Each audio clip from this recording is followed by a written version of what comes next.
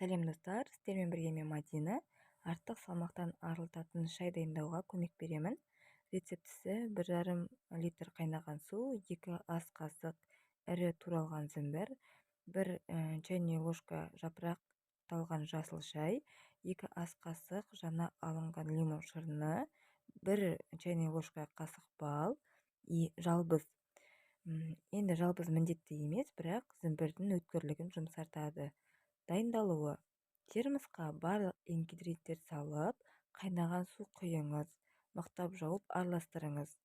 30 минут тұндыруға қойыңыз, сосын жіберуге болады. Тәулік мөлшері 1,5 литр. Яғни бұл сусынды күні бойы шай орнына ішіп жүру керек.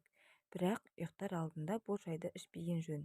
Өйткені зімбір сергектік қасиетке ие, сондықтан ұйқыңыз бұзылуы мүмкін. Нәтижесі қандай болады?